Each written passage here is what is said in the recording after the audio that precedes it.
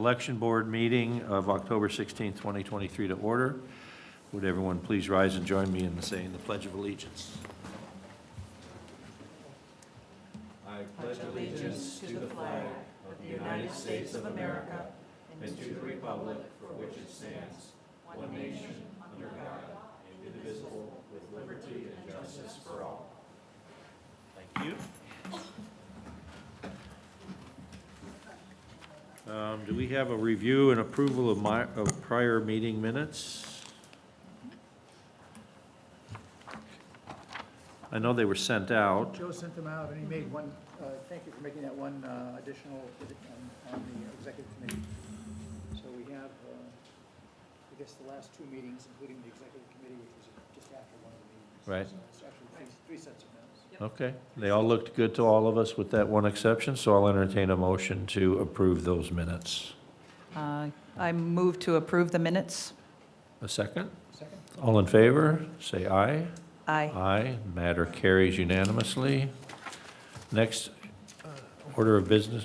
I think Amy wanted to move up item number 5, because it requires a vote, and then the others are more reporting. 'Cause we Okay. have some under time constraint. All right, Amy, you want to present on the grant application?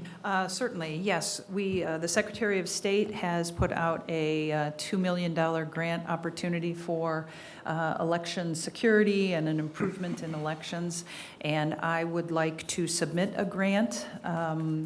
The Secretary of State actually just came up on Thursday to take a look at the voting equipment and the storage and all of that. So he's very interested in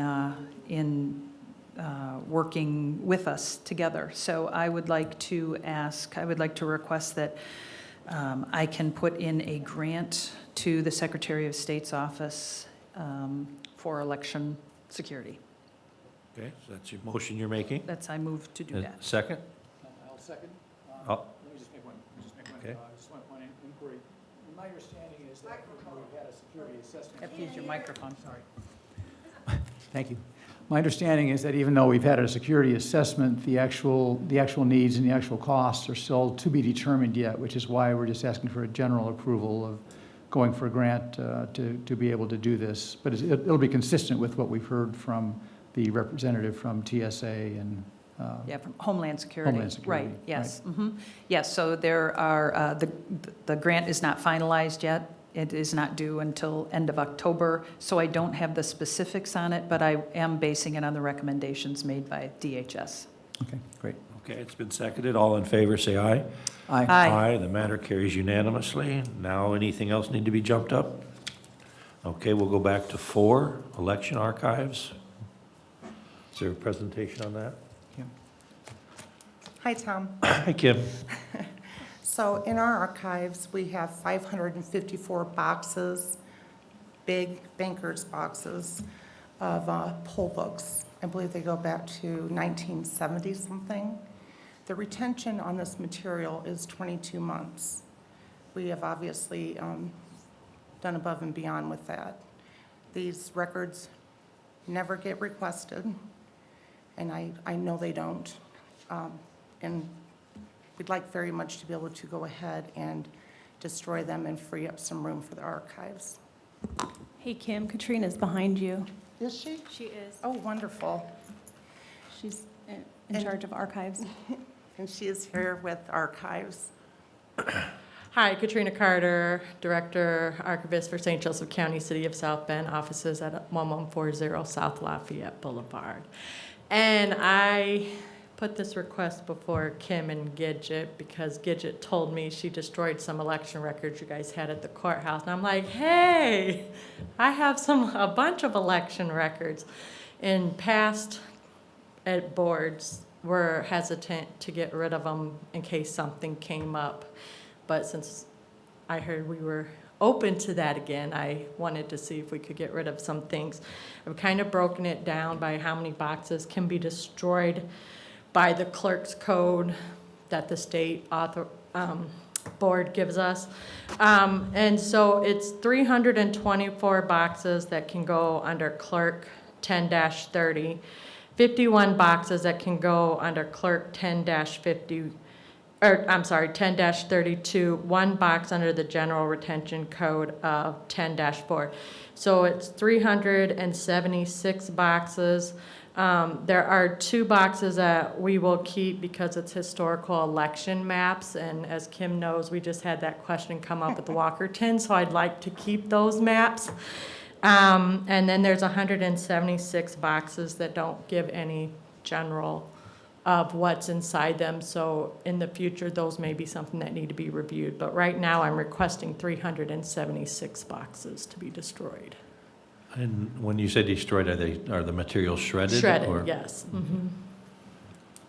Well, And could I have some clarification? My understanding is that what we have here are poll books. And so in this 376 boxes, is that poll books only and nothing else? No, 324 of them are poll books, 51 of them are old election, like card verification mailings, and 10-day lists, which are, you guys have classified under the general poll books.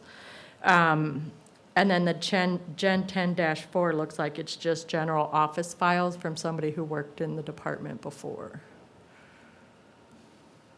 I was all set to authorize 375, but 376 might just be a bridge too far. I don't know. Any comment on that? Anybody move to, I mean, I guess we just have to make a motion to authorize the destruction of those. Yeah, I just want to make sure that everyone is comfortable, that the chairs of the parties, and that there's nothing that we need to take a look at, because it is a lot of historical information, and there might be something there. I'm not suggesting that keeping old records just for the sake of having them is a good idea, and it probably is appropriate to get rid of them, but I just want to make sure that we are kind of doing it deliberately and kind of knowing what it is actually that's being destroyed. And I do want to point out, I feel the same way, so some of the records actually go back to 1932, so I would like to actually keep a 2% sampling, so we can have samples of the cards for historical reasons, and, you know, who knows, a kid might have a project. We get calls from college kids on different projects all the time, so just historical reasons, too. Okay, I like that approach, just in terms of the samples. Yeah, certainly no election that goes back that far is going to be challenged. Right. If anybody's still around who has voted at that point. Right? So, yeah, conceptually I don't have any problem with it, but is there any, could we take any comment and see if there's anybody that has any, would like to defer? Yeah, I don't care. Yeah, sure. Does anybody It's have a any little bit comment out of on this order, one but way or that's the all right. other? What do you mean by card marking? You'll have to ask the election department, they box up the records, we don't go into them. What was the question, Judy? What do you mean by card markings? What is that? Card markings? 51 boxes. So it's the election cards, like, I'm assuming it's verification address stuff, I don't know, you would have to ask Tricia or Kim. Go ahead. Actually, what they used to do when they registered people to vote is they would have a yellow card, registration card, and when people would register and then they would actually vote, they would keep the record on that individual registration card. They would write the date of the election and that they voted. How is it done now? All of it's electronic, and it's all kept and pushed to a person's registration record pretty much automatically. I guess the only other question I have, since Chuck brought it up, was what is the end date? I mean, they go back to 1932, but what is the end date that you're destroying? The records that, let me look real fast, I'm sorry. I didn't research that part. It's probably closer to 2018. Yeah, I'm seeing 2014, 2016, so yeah, probably closer to 2018. That's when we went to electronic, Diane, yeah. So anything from 2019 on is to be preserved then, is my understanding? There wouldn't So be it's gonna- anything as far as the poll books and that. Oh, because in 2019, we Right. were doing everything electronically, so there's no paper record at that point. No, not unless we print up something. I see. Okay, so should we authorize, as our archivist has requested and as Kim has requested. Make a motion? I'd move that we proceed as the archivist has recommended. And these- Second. All in favor, say aye. Aye. Aye.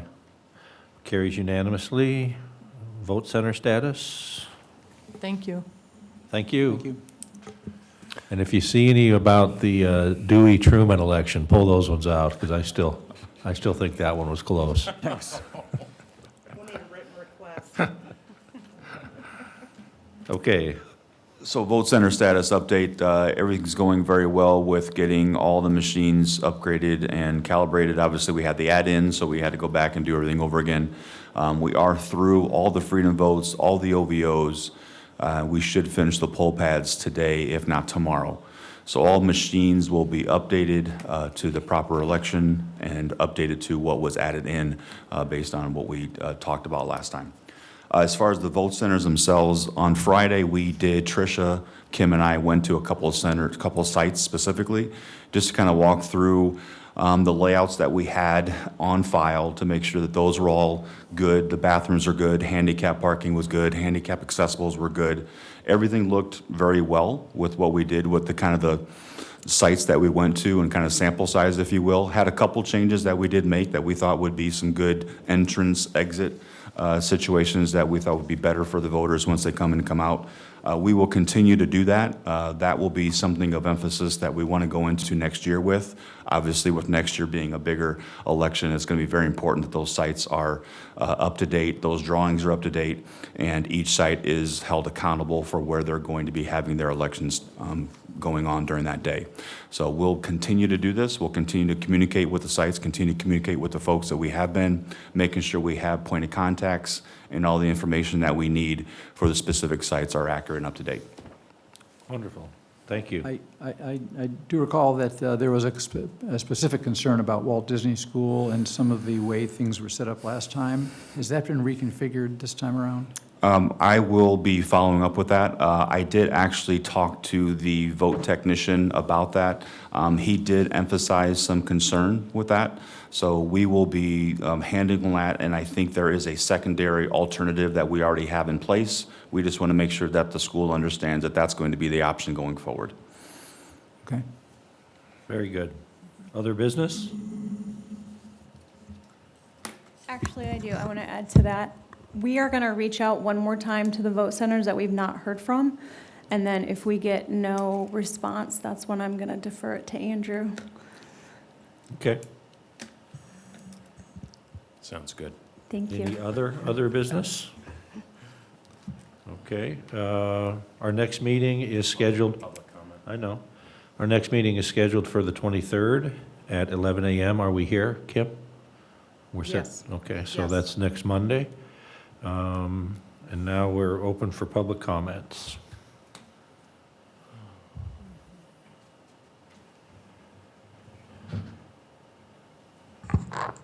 Pam Clays, 1106 Bellevue Avenue in South Bend. I wanted to follow up on a couple of things from the last meeting that we didn't kind of review here.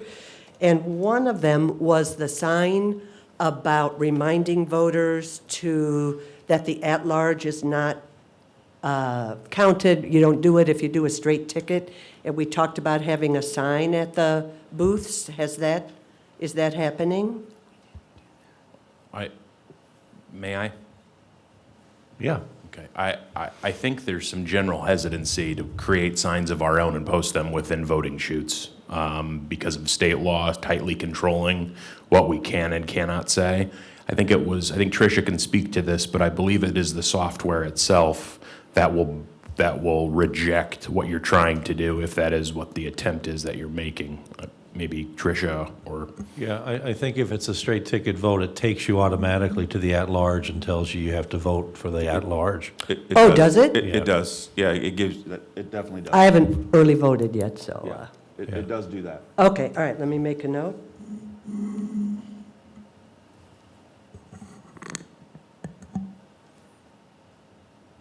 We also talked about the two initials, clerk initials on the back of the ballots, and how it's difficult to hold the voter accountable, but that's what we're to do. And what have we talked about that? What have we Are we double checking signatures or?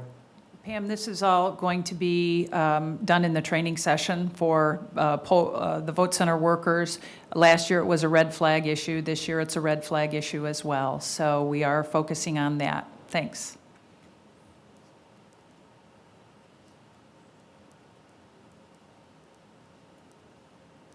And the last question I have is Travel Board. We had asked for an update on Travel Board when we were walking out of the last meeting.